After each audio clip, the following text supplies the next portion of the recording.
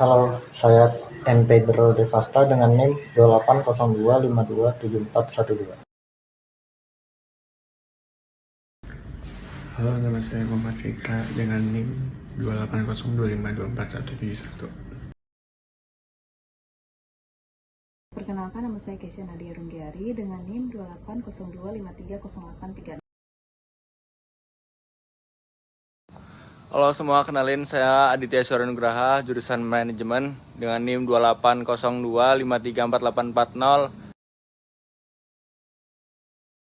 Kembali lagi dengan saya Muhammad Fikra. Jadi di kegiatan kali ini kami akan mewawancarai dua orang siswa dengan bertema perdamaian dan toleransi dalam lingkungan sekolah. Oke, dengan siapa?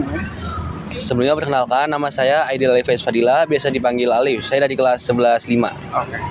Perkenalkan, nama saya Imade Darmastiawan, biasa dipanggil Amade. Saya dari kelas 11-4. Perkenalkan, saya Khaira Nafisah. Saya Kasa Janeta Sabina. Bapak Hikmat dari Sekolah Budi Mulia. Dengan Bapak siapa? Yang pertama itu, menurut kamu apa sih arti toleransi? Terus bagaimana sih cara menjaga perdamaian di sini?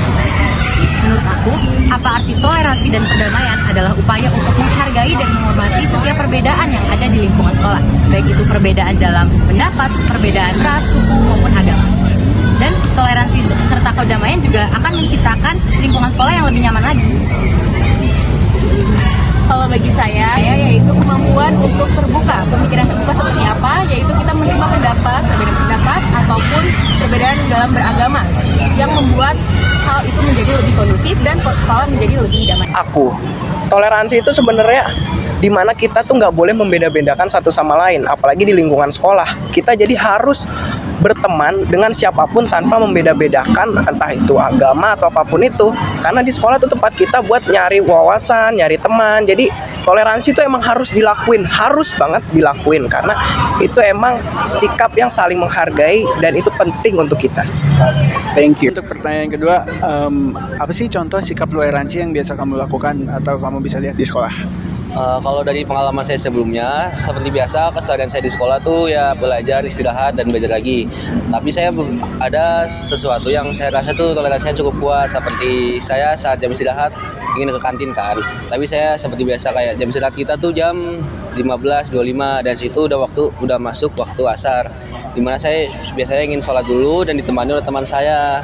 Teman saya juga kebetulan non-muslim. Jadi saya merasa sangat hargai perbedaan agama di situ karena teman saya mau nungguin saya walaupun saya beribadah untuk agama saya sendiri, dan juga dia ya orangnya fine-fine aja gitu. Yang penting kita saling menghargai aja satu sama lain, perbedaan, tidak saling mengejek gitu.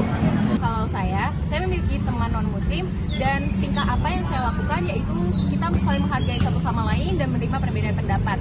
Dan juga ketika saya sedang sholat di musola, dia biasanya suka ikut ke musola dan menunggu saya sholat atau menunggu saya sholat di masjid. Dan juga kita saling menghargai satu sama lain dan memahami apa saja yang perlu kita hormati dan agama-agama apa saja yang perlu kita pelajari dan saling sharing lah istilahnya, seperti di agama saya seperti ini, di agama dia seperti ini, kita saling cinta satu sama lain aja dan juga menghargai. Dan nomor ketiga, apa hambatan menurut Bapak dari orang tua siswa yang bisa menghambat terjadinya perdamaian di sekolah?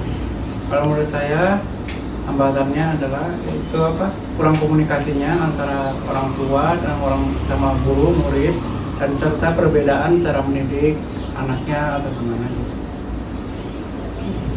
Mana Bapak menyikapi jika terjadi konflik atau kesalahpaham antar siswa yang disebabkan oleh perbedaan pandangan atau budaya?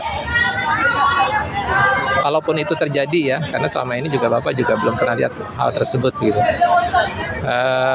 Yang jelas sih kalau di kita itu tentunya akan saling harus menyadarkan gitu ya, antara mayoritas dan minoritas sebetulnya hampir tidak ada bedanya lah gitu.